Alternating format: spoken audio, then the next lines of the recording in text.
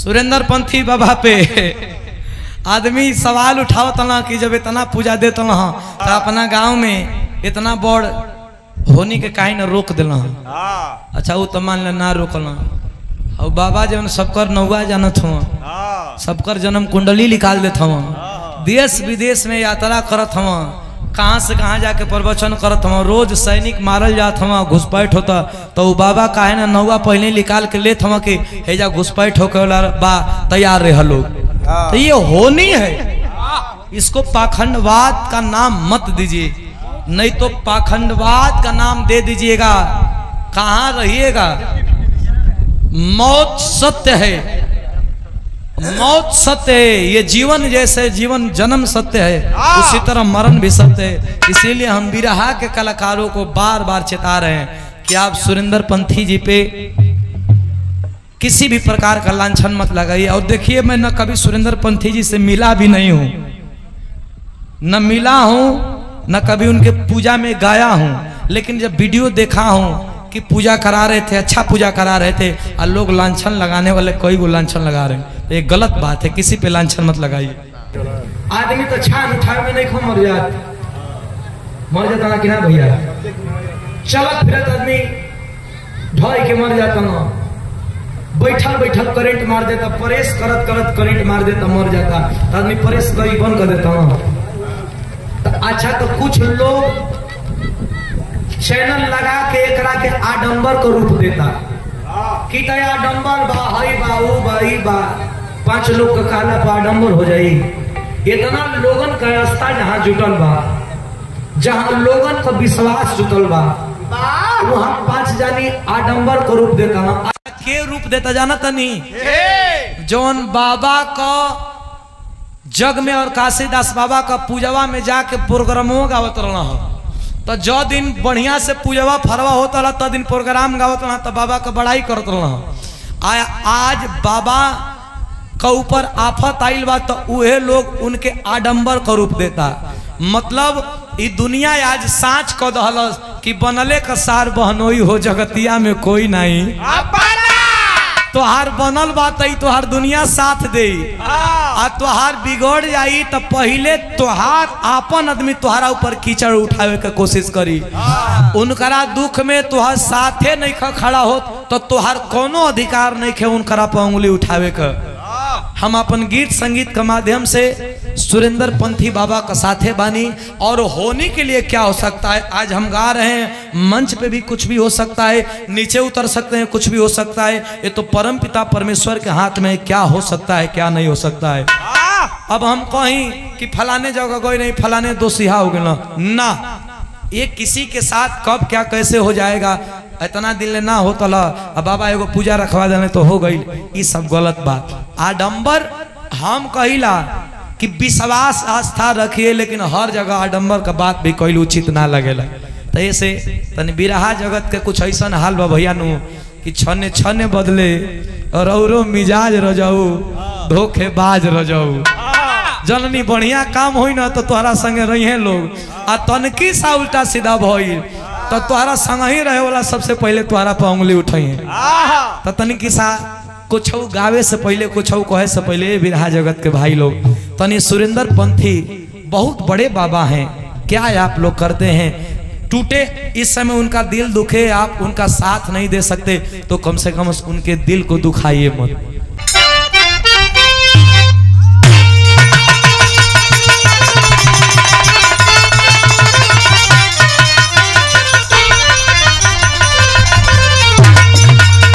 और बड़ा प्यार से लोग बैठल मन आई बिरहा में 4 लाइन भूमिका का भाव बा।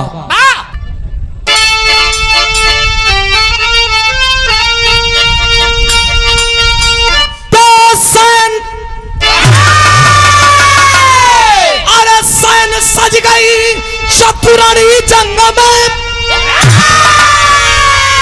जब लगी दाव पर हस्तिनापुर की हस्ती,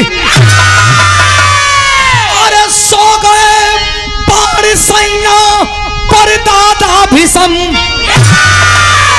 अरे डूबने थी लगी भंवर बीच कश्ती, गुरुदौड़ का है बधन हो गया। अरे सेनापति कर्ण बना कौरवों का है चिंता बड़ी दिल में केशव के भारी। हुए मगन हर्ष बढ़ा कौरवों का।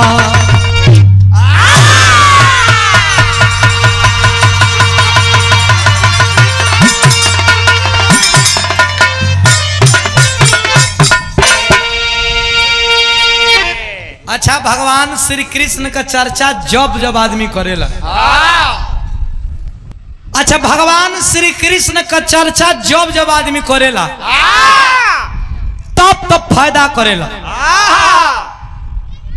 दिन में कर, रात में कर, भोरहरी में कर, गदबेर में कर। जैसे हवा ऑक्सीजन लहला पर कबो नुकसान ना करेला, जनली प्रकृति का कोनो भी चीज लेला पे नुकसान ना करेला, चाहे कितनो लेला। हवा बहुत आए के कितनो दिन भर हवा का आनंद ला, नुकसान ना करी। ये आदमी जौन बनैले बाड़े एसी के, दिन भर लेवा तो नुकसान करी ना। अच्छा, दिन भर में तू धीरे धीरे कह के 5 बेरी 10 बेरी 2500 बेरी पानी पी ला तो के नुकसान ना करी। लेकिन अगर आदमी जौन बनैले बना कोको कोला, स्प्राइट एक 2-3 बेरी पी ले तो नुकसान करी।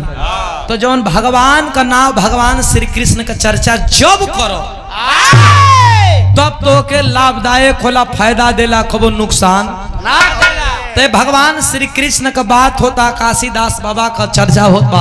तो हम तो पहले ही बतली कि दरभंगा जिला बिहार में काशीदास जी का जन्म हुआ और कमला बहन जो उनकी बहन थी, और काशीदास जंगल में गाय चराया करते थे और गाय चराया करते थे। गाय चराते समय एक बाघ से लड़ गए थे, बाघ को भी घवाइल करके अपने भी घवाइल हो गए। बहन लेकर के जाती है खाना, और खाना जब देने के लिए जाती है, भैया की स्थिति देखती हैं तो बहन को रहा नहीं गया, अनबन हुआ था और अग्नि को प्रकट करके अग्नि में समाहित हो गई थी और वरदान दी थी कि भैया आज आप मेरे लिए पश्चाताप कर रहे हैं, आने वाला समय में आप भी पूजे जाएंगे और साथ में आपकी बहन भी पूजी जाएंगी। तो बहुत सारे कलाकार बताए हैं, लेकिन हम एक अलग कहानी बता रहे हैं। भगवान श्री कृष्ण लड़ाई के रोके के बड़ी कोशिश कैले महाभारत के, लेकिन लड़ाई रुके के नाम ना लहलस, काहे कि लिखे के वो हो नहीं रहल। देखे बड़े बड़े वीर वही मारल गइलन कुरुक्षेत्र के मैदान में। आज जब वीर मारल गइलन तो वो समय कर्ण के जब सेनापति बनावल गइल तो कर्ण अर्जुन के लख दिले बा। आई अर्जुन का स्थिति का बा, बिरहा में कवाली के टुकड़ा बा मास्टर।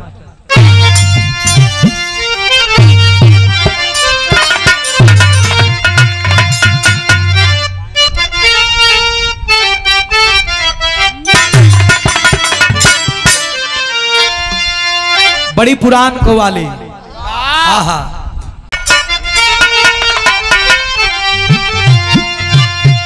अरे कि काबे में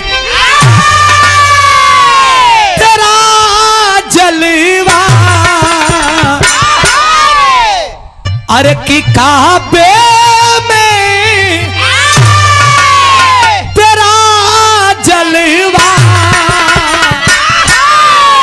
काशी में नजारा है।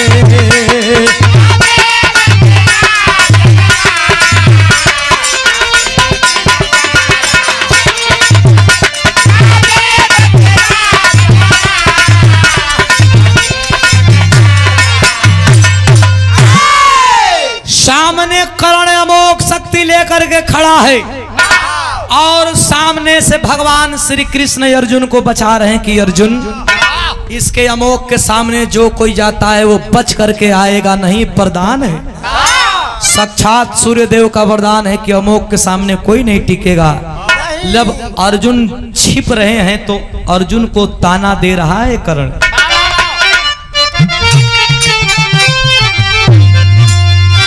अरे अच्छा है, अरे कि अच्छा है कि मर जाओ बेकारी के जीने से।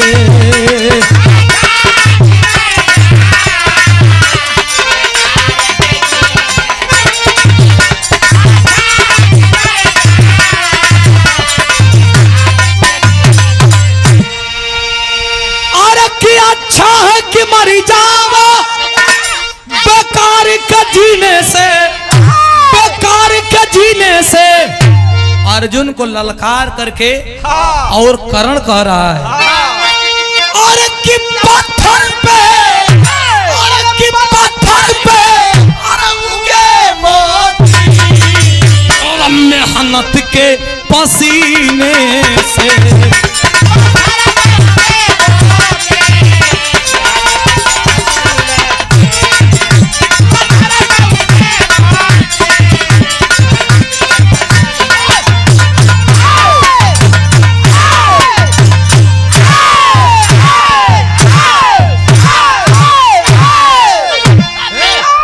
काम जगह है, काम निकाले का तो लगभग जो छटपटाए, अगर हम छटपटाए लगा ना तो नीचे उतर जब तुरंत। नहीं भैया सबसे ज्यादा पैसा तू ना ले लो, सबसे ज्यादा पैसा मैं बेचू ले लो, लेकिन बेचू फैला के बैठा लूं। देखें भगवान श्री कृष्ण वो दिन अर्जुन के कर्ण से बचा ललन, और रात्रि विश्राम में जब पांचों पांडव एक जगह भइलन तब भगवान श्री कृष्ण युधिष्ठिर से बुला के कहना कि ए युधिष्ठिर, तोर भाई के एक दिन बचा लनी, 2 दिन बचा लनी, रोज बचावे के हम जी मां। अमोघ शक्ति के सामने जे कोई जाई उ मारल जाई। युधिष्ठिर महाराज हाथ जोड़ के कहे लगल कि हमर भैया का, हमर भाई का जान बचे के चाहिए, हमर भाई ना मराए के चाहिए, पांचों भाई हमन यही तरह रही जा। भगवान कहे लगला कि मैं देश के भाइयन के तोहन मारत हुआ, हम कुछ ना कहते अपना भाई का पारी आई तो लगला पलिंजर पढ़े, केहू एक आदमी मराई जरूर, मरही के बाद भगवान का बतिया सुन के युधिष्ठिर जी लगना गनगन गनगन कांपे। कहला कोनो उपाय प्रभु, कहला उपाय तो कोनो नइखे हो, केहू तो मारले जाई, लेकिन एगो तनके सा क्षण भर खातिर उपाय लौकता। भीम का लइका जवान भइल बा, आ लड़े जोग भइल बा, वही के बुला देती।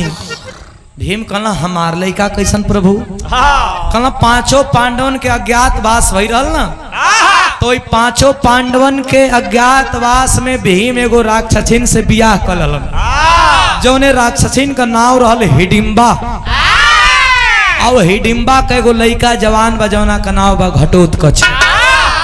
घटोत्कच के बुलावल गई, घटोत्कच जब आई तो अर्जुन लगना मिलावे के हई चचा हई बड़कप्पा हई पूरा परिवार। घटोत्कच कलश के सबसे मिलवा दला हमार भाई अभिमन्यु कहाँ बा? आए है बाबूजी, 2 दिन पहले अभिमन्यु मारा गया था, आई अभिमन्यु को खोज रहा है। अर्जुन बता रहे हैं कि बेटा घटोत्कच अभिमन्यु कहाँ है, मैं तुमको बताता हूँ। क्या बता रहे हैं? बिरहा में तरज बा भाई।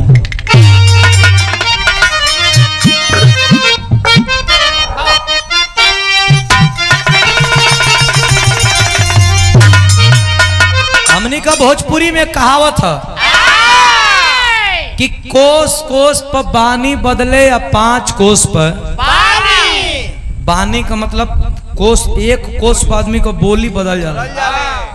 हमने के जाए रुआ नु आदमी कहे कि का जी अरे खाना वाना खैनी हर रुआ बैठी और कुल तबियत पानी रुआ ठीक बानी नु, आ तनके सा बनास ओरी जाई तो साहब अखरा लौ मजा, अरे खैबा खैला हा ये मर्दवा तो खैबा उबा नहीं खा, ये हर तनके सा आई आप देने।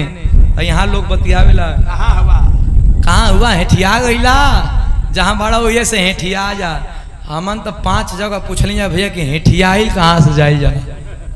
वो लोग कहना कि मतलब घूम जा, तो के लोग हेठियाई पहला बेर मऊ में आई रही, कहली यार ये हेठियाई जगह का कहाँ बात है, पूछा लोग कि हेठियाई से हमने कहीं जाए के बाद वो कोनो बाजार है कि कोनो गांव का नाव हो, हम लोग समझ ही ना पाई जा। तब फोन करनी एक आदमी के भैया कि देखिए हमने का फलाने बाजार में आ गए जा हेठियाइल बजरिया कहाँ बा कहला ये भैया वो घूमे के कहता हम लोग घूमे के हेठियाइल कर जाला हम कहलिए मध्य रात भर हमने हेठियाते रह जाती जा अच्छा गाया और जाई नू तो घूमे के घूर जा वो लोग कहला कि ये से घूर जा जानता नहीं तो जगह जगह का बात बोली चल जाई जौनपुर तरफ तो हमने के आदमी कहे नहीं जा रुआ सबे कह नहीं जा कि और लोग कहला मन ही तो बात बात बदले तो है गीत कई गो 4-5 जिला का अलग अलग बा कैसे मास्टर जौनपुर में के लोग गावेला अरे अपने बलमुआ का चोरी अरे अपने बलमुआ का चोरी गोरी मांगे घुना घुना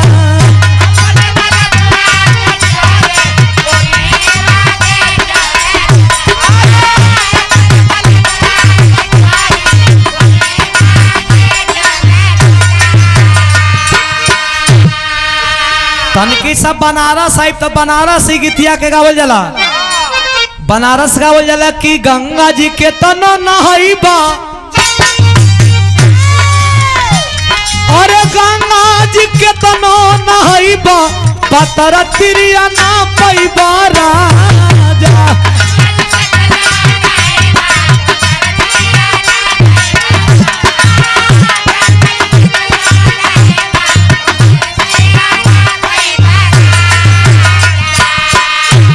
गाजीपुर आई तई गीतिया के गावल जाला कैसे का कहल जाला भैया नदिया किनारे मोरा बोले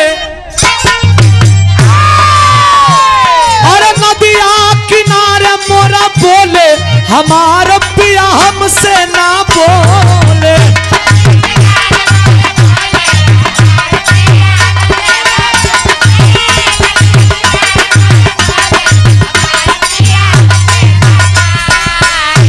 यही गीतिया के मऊ बलिया में आई तो मऊ बलिया में का गवाला अरे खाड़ रहे मुरली वालो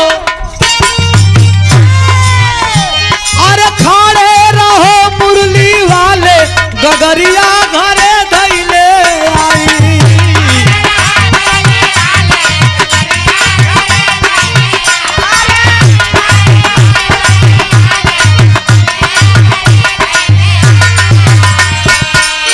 अच्छा तक गीत बदलल तो हमारे गुरुजी का जोड़ी रहे अनीता राज संगे हमारे गुरुजी विजय लाल यादव का और अनीता राज का जोड़ी रहे तो अनीता राज के देख के हमारे गुरुजी गईले रहना कैसे कि भाई ससुर हर जाई अरे भाई ससुर हर जाई घूमी जे तने वो तने मोटाई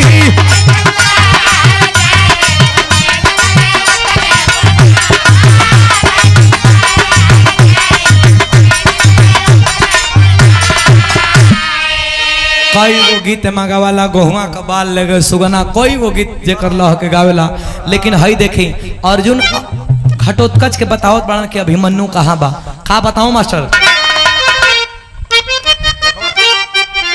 कहे धोखावा अरे धोखावा से मरले मुदैया अरे धोखावा से मरले मुदैया अभिमन्यु भाई के तोहरो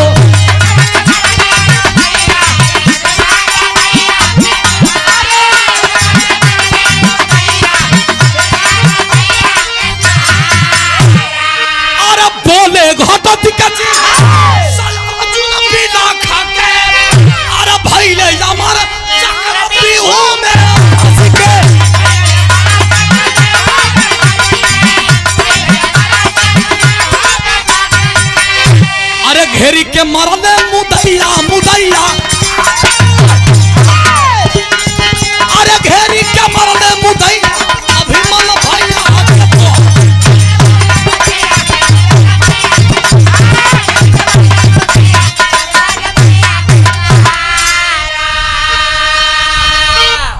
सोचा थे तो लोग थाकल हुआ कार रियाज कराई तो ये पुट्ठा तरफ के ठोके मत नहीं तो ये बैल कहीं चौक ले ली ना एकदम हेल जाई। कहाँ जाई जन तरह कियारी में। कियारी में क्या करे भैया? अरे जहाँ रोप उखसर जी बका के एरिया में बिया बो ऊख बात मतलब जहाँ बिया बाप का होला पहले वो भैंसिया खोलो सन तो चरवा गैया भैंसिया खोल के कहाँ ये दिनों में जाना जानता नहीं कहीं ना कि तो ऊखी कयारी नहीं तो बिया कयारी हो जे हरियर घास रहेला आ गाय जब मुड़ी उठे से तो बिया कयारी जाके हरियर घास चढ़ेली सब आ चढ़ी यहाँ से कम वो बियावा लहन देली से ढेर जानला। भगवान कहला वो ये बड़ा ना अभिमन्यु तोर भाई 2 दिन पहले मारल गई। अरे घटोत्कच लगल की चबा जाई। क्या बात करते हो? हमार बाप भीम और भीम का बाह में 10,000 हाथी का बल।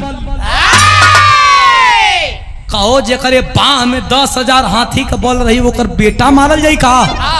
गलत गलत गलत। हाई अर्जुन हवन इनकर बेटा मारल गई रहा। इन्हें लोग कहला कि दुनिया का सबसे बड़ा धनुर्धर। इतना बड़ धनुर्धर हुआ तुम्हार बेटा मारल जाता। एक दिन पहले बोलैले होता पूरा महाभारत ना खत्म कर दे रहती तो असल का पैदाइश ना। गुस्सा में हा गुस्सा में कहता स्वर्गीय रामदेव गुरु जी का तरज लगत बा मास्टर।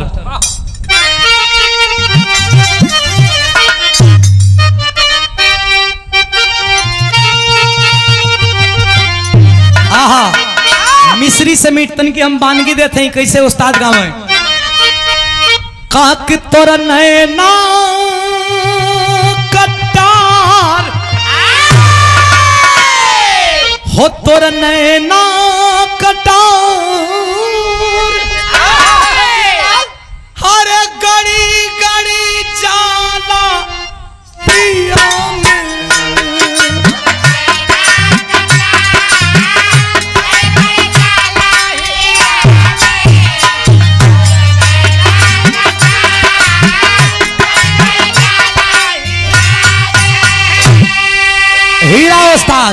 हीरा उस्ताद कहा कि बूढ़ावा बेईमान बूढ़ावा बेईमान कि अरे मांग करैली का चोखा।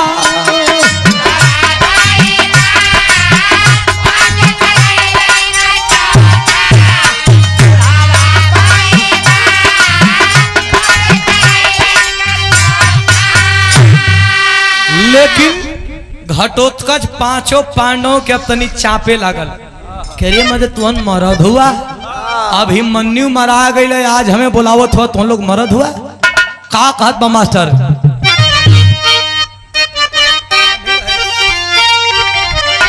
अरे पोला बाका जुझार अरे पोला बाका जुझार अरे काहे हमके बोलैला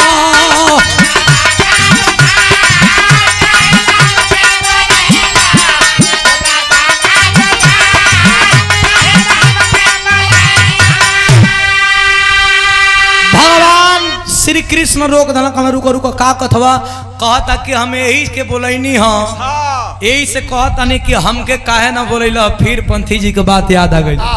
ठीक है फिर पंथी जी के बात याद आ गई भैया नहीं तो खावा। भगवान श्री कृष्ण से वो घटोत्कच बोला कि हमें क्यों नहीं बुलाए अब मेरा भाई अभिमन्यु मारा गया।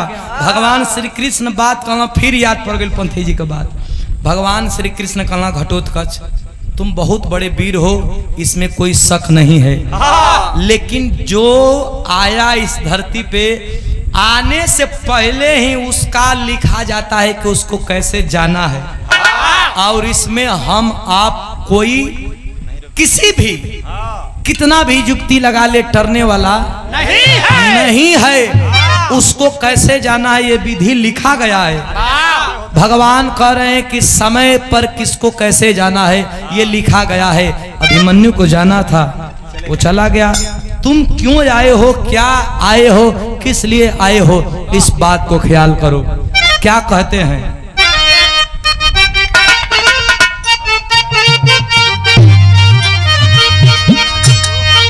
तू राक्षस हुआ लेकिन आज लड़बा पांचों पांडवों का तरफ से तो होई का कहे कि अरे क्षत्रिय न हो के, अरे क्षत्रिय न हो के, अरे तू क्षत्रिय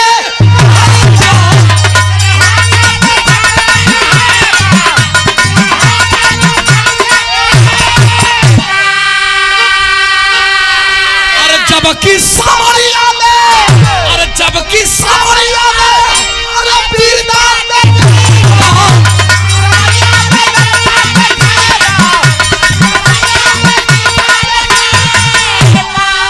अरे गर्जा शेर सरदार, गर्जा शेर सरदार, अरे काहे ना हमके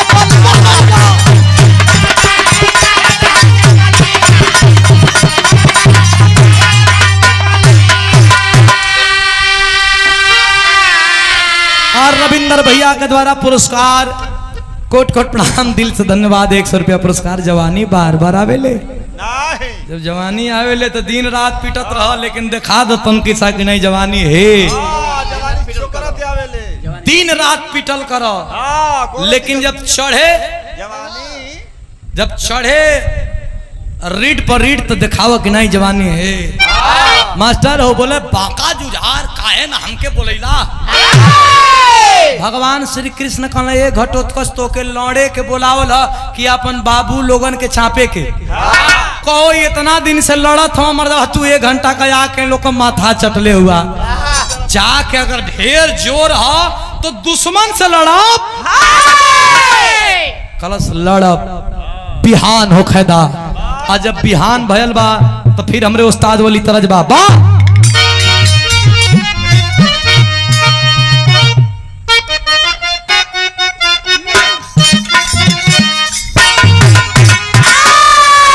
हमारे गुरुजी का बोलन कि गोरिया दिन भर, गोरिया दिन भर कई के कटिया लेके संजिया का सिलावटिया पीसया नाम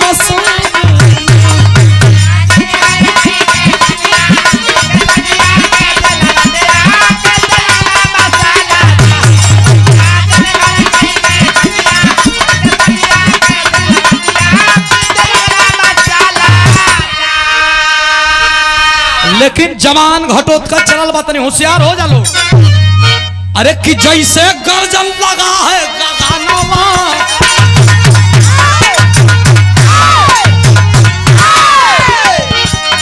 जैसे गर्जन लगा है गगनवा वैसे गर्जन लगा है जवान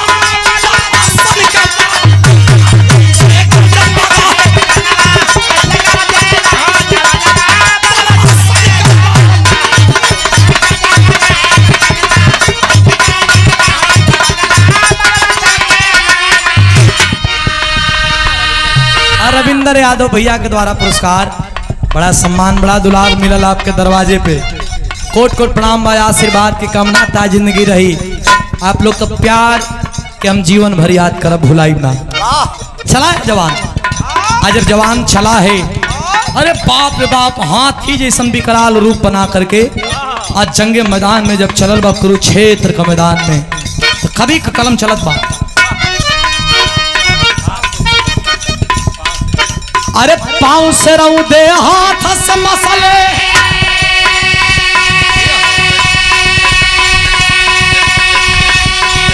अरे सेना लगल पराई,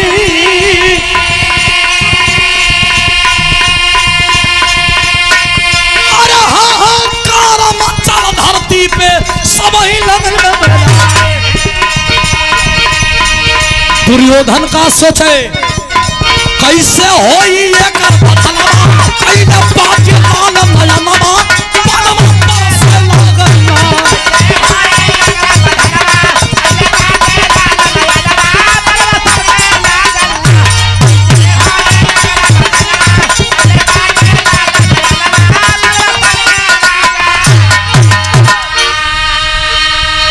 कैसे होई एकर बधनवा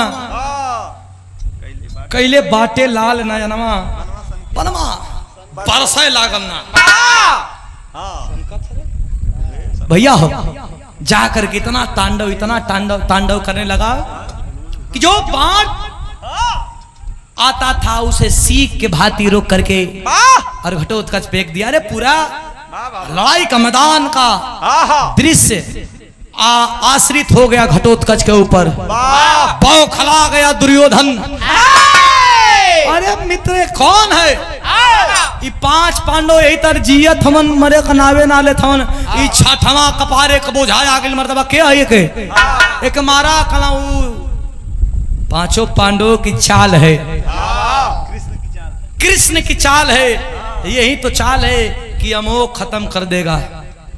अरे बाप रे बाप तांडव पे तांडव तांडव पे तांडव तांडव पे तांडव कर रहा है। तो उस समय का भाव स्थल लिया गया कैसे माई आजो माई बढ़ जाओ। अब तो लोग सोचो तो कि भैया के माई का था भगवती के सुमिरलन कैसे मास्टर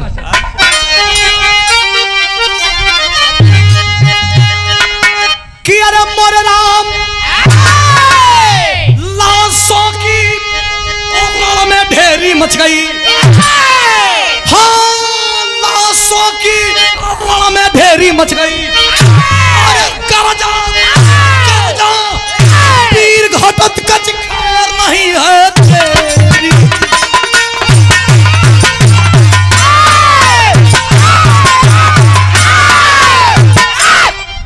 हर खरा मर्दे जना था कि शरीर मेरे लहू निकल जाई मर्दा। लाशों किरण में अरे गर्जा वीर घटोत्कच खैर नहीं है तेरी।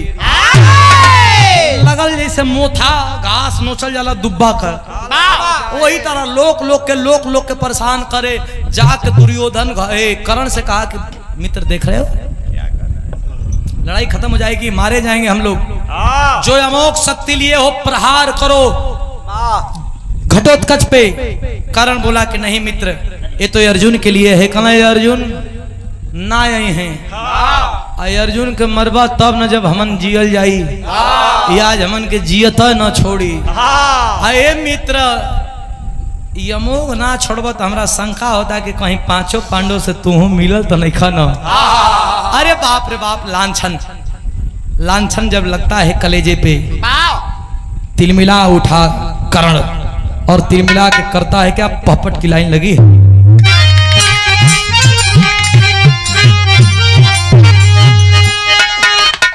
अरे विवश हुआ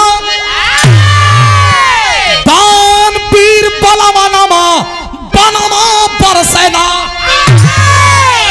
अरे कट के नाचे धरती पर गर्दनवा बनवा बरसीला।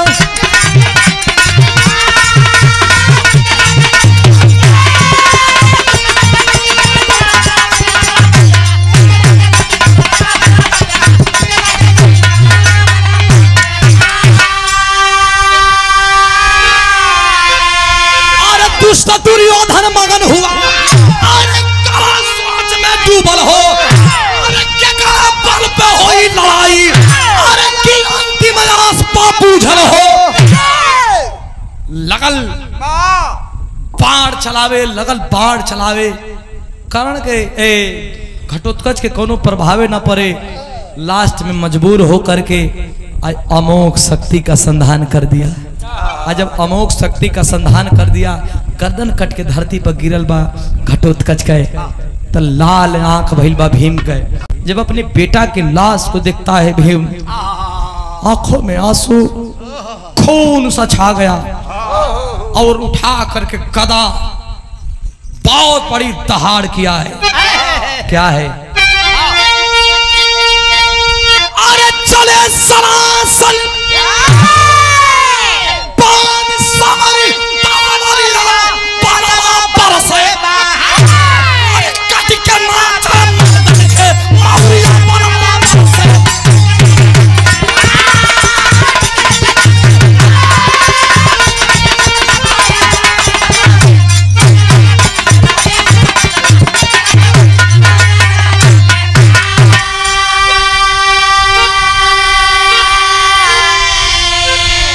कट के नाचे मर्दन के मौरिया बनवा परसैला। रे बाप अपने बेटा के लाश के जब भीम देखला कलेजा कंपित हो गया। और भगवान श्री कृष्ण से कहते हैं कि आज मेरा बेटा भी वीर गति को प्राप्त हो गया। भगवान श्री कृष्ण गुस्सा में अर्जुन के पास जाते हैं, कहते तुम वीर हो?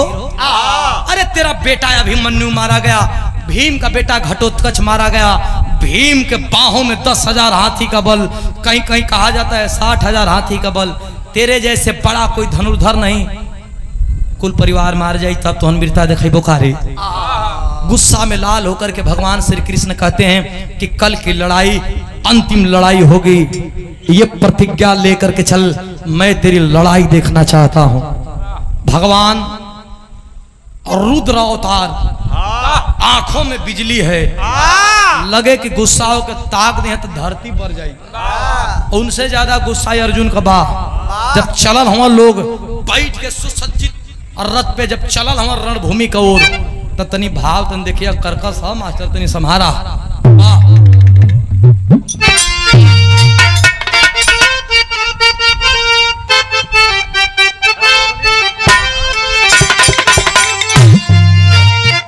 चले हैं अर्जुन, अब भगवान श्री कृष्ण को लेकर के कैसे चले हैं?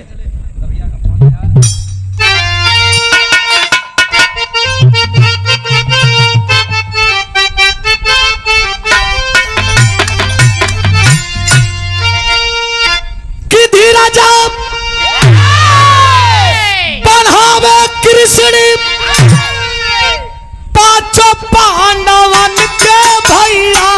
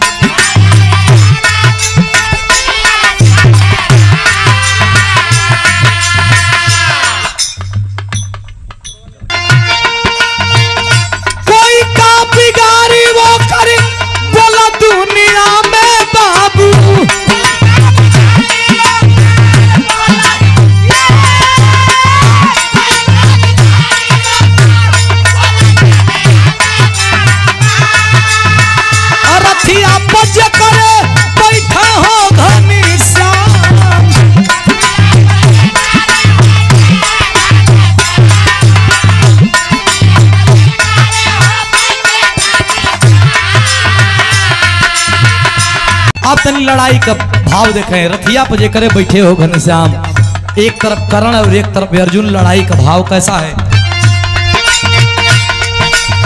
ध्वजा लेकर रथिया पे बैठा बजरंगी,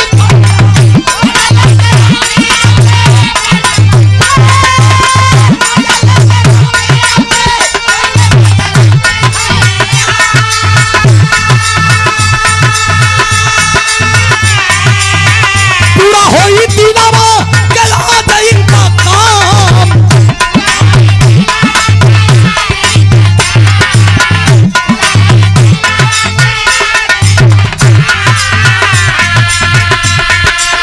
हानि हानि बनावा यारे, हानि हानि बनावा चा लावा पीरा अर्जुन भैया।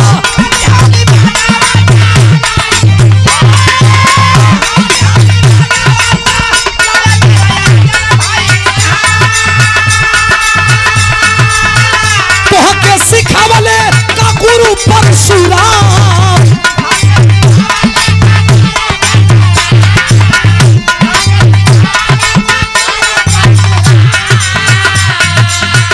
पौरुष दिखावया, पौरुष दिखावया अर्जुन वाला घरे भैया।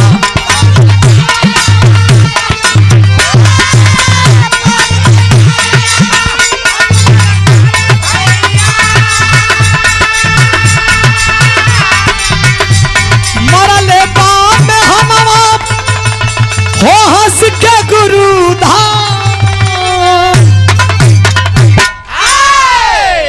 लड़ाई में एक प्रमाण, एक दिखा चमत्कार कि भगवान श्री कृष्ण अर्जुन के रथ पे बैठ करके कर्ण से सामना करवा रहे हैं। क्योंकि कर्ण का अमोघ शक्ति खत्म हो गया था। और कर्ण का सामना में अर्जुन का और कर्ण का लड़ाई में अर्जुन जब कर्ण का तरफ बाण चलावे तो कर्ण का रथ 100 हाथ पीछे जाके गिरे। अब वे पलटवार कार्रवाई करे जब कर्ण तो अर्जुन का रथवा खाली 3 हाथ पीछे आवे।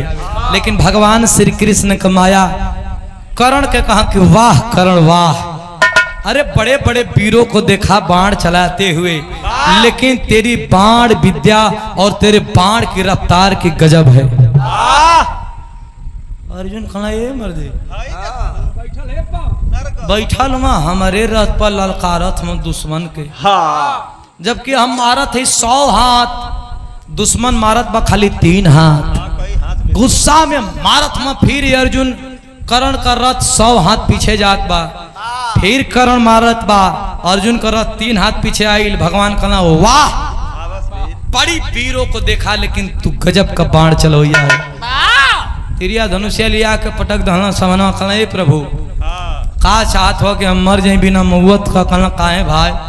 कहना काहे नहीं महाराज, हम 100 हाथ मारा तनी रोवा कुछ नहीं बोलत, दुश्मन हमार 3 हाथ मारा था तो के ललकारा तनी, ऐसा काहे दुश्मन को पक्ष लेता नहीं? भगवान कहना दुश्मन का पक्ष नहीं लेता अर्जुन। हे पार्थ आपसे कर्ण बहुत भारी पहलवान है, बहुत भारी योद्धा है, बहुत भारी लड़वैया है। अर्जुन कहना ये भगवान 100 हाथ बेसी है कि 3 हाथ बेसी है? कहना नहीं बेसी तो 100 हाथ है। कहना फिर काहे ललकारत हो के? कहना सुना सुना सुना, तोहरे रथवा पर हम तीनों लोगों का भार लेके स्वयं अकेले बैठल है। इतना तीनों लोगों का वजन होला, उतना वजन लेके बैठल है। इतने नहीं, तोहरे झंडा पर वीर बलि हनुमान अपने गदा का पूरा भार लेके बैठल हूँ। रथ के हवा ना लागे के चाहिए, हवा खाली रथ के 100 हाथ मार के मार वीर बनत हुआ। सोच कितना बड़ वीर बा कर्ण। अर्जुन कहना कि सुना, भगवान का बतिया सुन के अर्जुन हक्का बक्का रह गया। कहना अर्जुन के भगवान के बिन हक्का बक्का मत रह। जब कर्ण विद्या सीखे खातिर क्षत्रिय बन के गुरु द्रोणाचार्य के गई रहल, शूद्र रहल लेकिन क्षत्रिय बन के गई रहल। और वो समय पता चलल तो गुरु द्रोणाचार्य एक श्राप दिले रहल कि जब विपदा पड़ी तो हर विद्या भूल जाई। अर्जुन आज तो उससे लड़त बा, लेकिन ओकर पूरा विद्या के याद नहीं खे। अगर पूरा विद्या के याद रही तो तोके मारे में 2 मिनट लागी। वो भरम में पड़ा है, तब तक गुरु द्रोणाचार्य का श्राप काम कर गया। अर्जुन का रथ का पहिया एक गड्ढे में धंस गया। अर्जुन अपना तीर धनुष उतार करके और जा करके पहिया को इसी कंधे से उठाने लगा। भगवान श्री कृष्ण कहते हैं कि पार्थ नजारा देख रहे हो?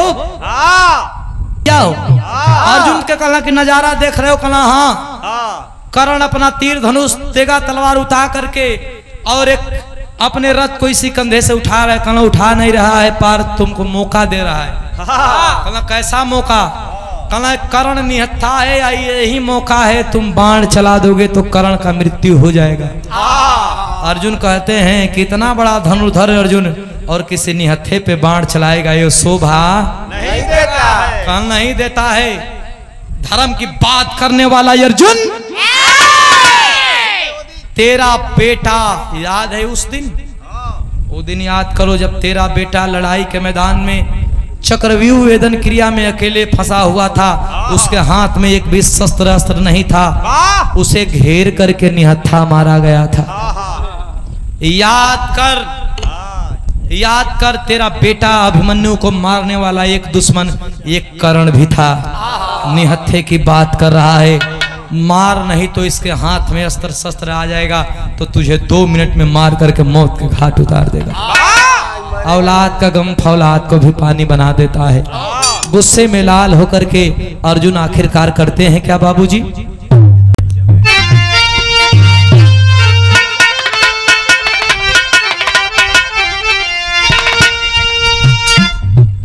कि अरे वसुधा पिया लहू बाजल बाप विजय के बजना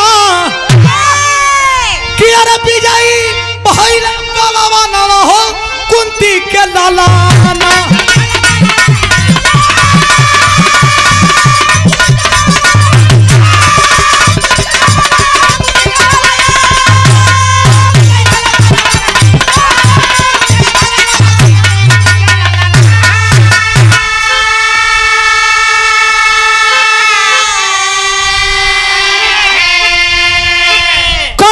कैले अर्जुन बधनमा बजे करब के जाने लपुरा रे जहाना।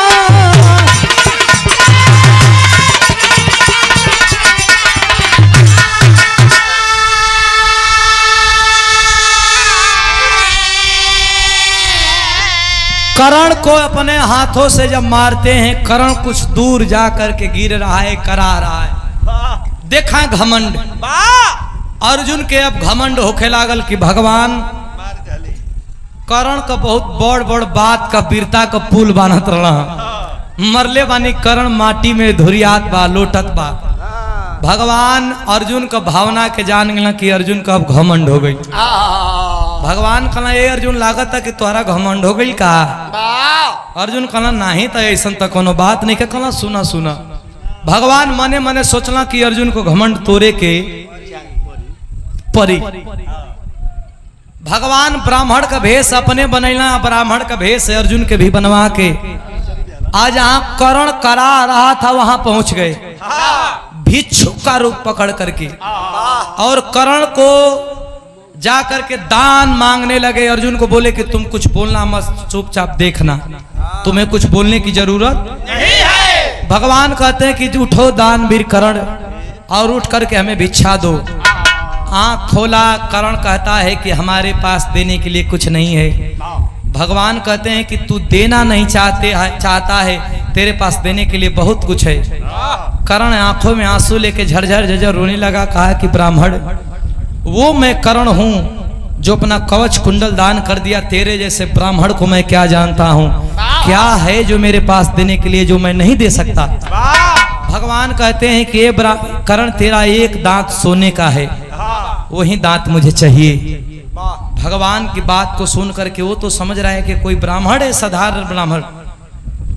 कहता है ब्राह्मण मैं दांत तुमको देता हूं, ये टूटेगा कैसे, कोई पत्थर ला करके मुझे दे दे। भगवान कहते हैं कि मैं तेरे यहाँ गुलामी करने नहीं आया हूं, तेरा दांत तुझे देना है दे, नहीं तो मैं जा रहा हूं। बाहर कर्ण रेंगते रेंगते जा करके एक पत्थर लाता है, पत्थर से अपने दांत को, सोने को दांत को तोड़ करके, और वही भगवान जो ब्राह्मण रूपी में आए हैं उनको देता है। ब्राह्मण तो परीक्षा लेने गए हैं।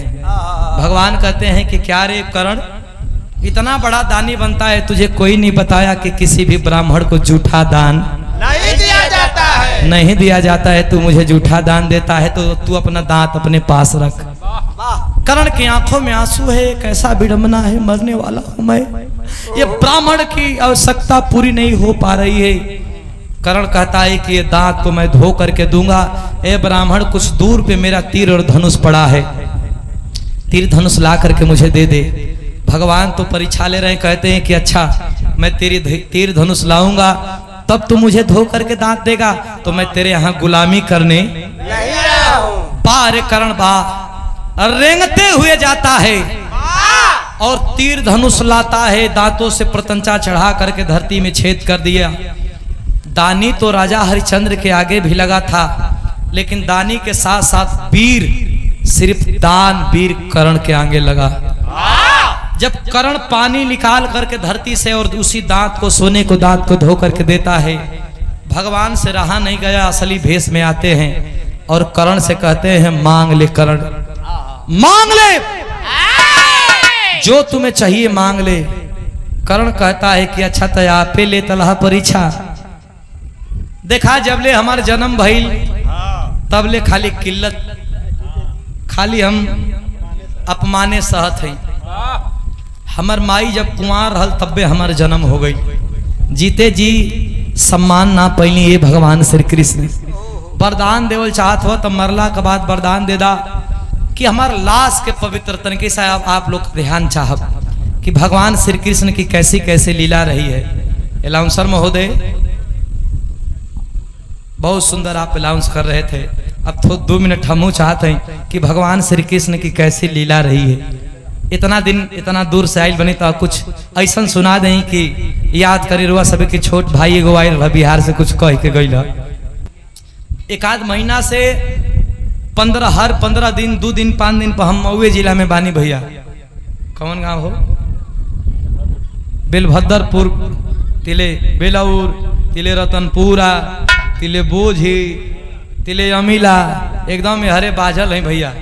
तिले सूरजपुर, तिले दरिगा के अर्थ हेनिए के रोबा कुल एकदम आप लोग बड़ा सम्मान कर। हमारे पापा कहत कि भैया तुम्हार ढेर वर्षटवा हो था कहत पापा की मतलब वो तना दूर कैसे जात हो? हम कहनी कि का करी, आदमी बोलाओ तो ना जाई। तो कोट कोट प्रणाम बा, दिल से धन्यवाद बा भैया हो।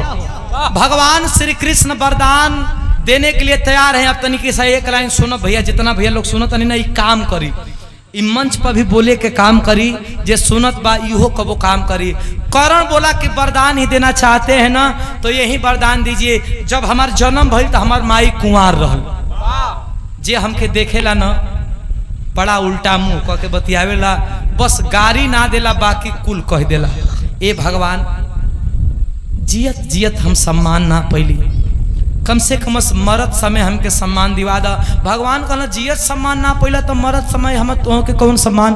कहना कि सुना हमार लाश के उन्हीं जगह जरबई हो जहाँ आज तक ले केहू मरल न होखे, आज तक ले केहू का लाश न जरल होखे, आज तक ले केहू का लाश वहाँ दफनावल न होखे, आज तक ले वहाँ कोनो घटना दुर्घटना न होखे।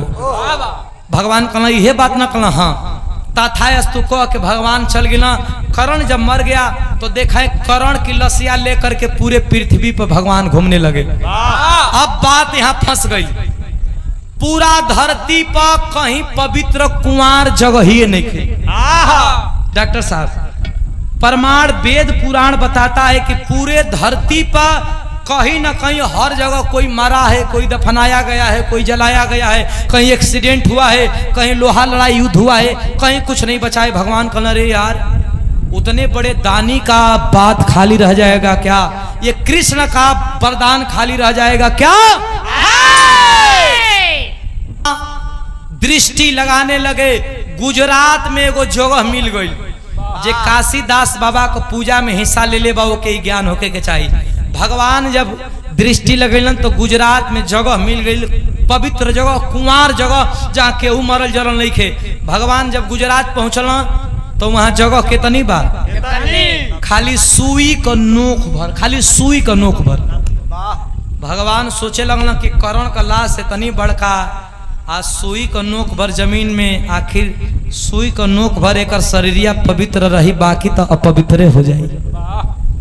भगवान क्या करते हैं कि भगवान एक सुई मंगवाए और नारायणी अवतार में, जिस अवतार में अर्जुन को दर्शन दिए थे, उसी नारायणी अवतार में आकर के एक सुई को, उसी सुई के नोक पर पवित्र जमीन में धसवा दिए और उसी सुई के नोक पर अपना हथेली रखवा, हथेली उस पर रख दिए।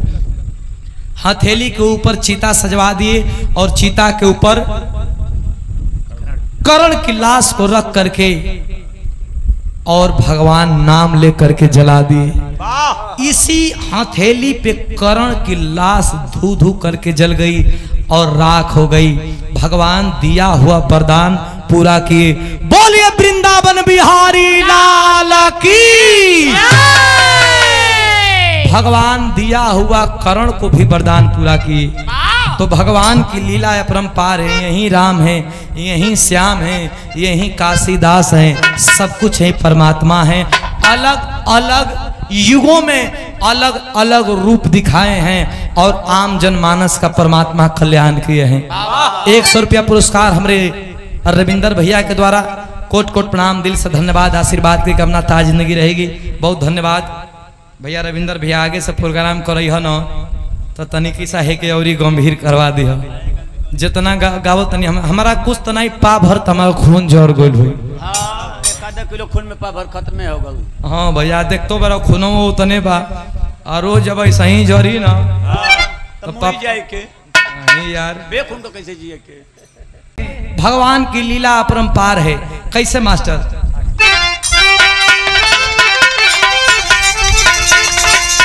गुरु बिहारी गुरु गणेश गुरु राम लाल गुणकारी स्वर्ग का चंद्रिका कवि बच्चन की बने पुजारी।